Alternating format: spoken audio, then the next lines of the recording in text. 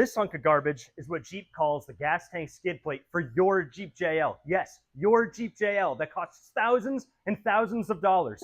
Here at Clayton Off-Road, this type of protection, it's not going to cut it.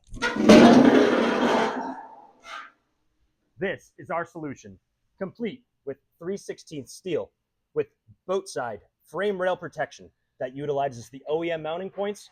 And yes, of course it's long arm compatible.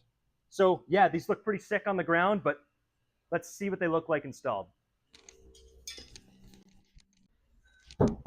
We're under the shop 392, and this skid system is absolutely monstrous.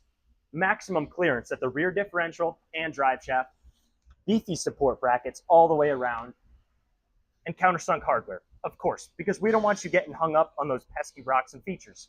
A seamless, integrated design that ties in perfectly with our transfer case skid plate. A skid support member is provided to link everything together, and of course, boat side frame rail protection that picks up OEM mounting points. A lot of other skid systems out there bolt right to factory protection, if you could even call it that. So this new year, get rid of that extra baggage, just like your ex-wife.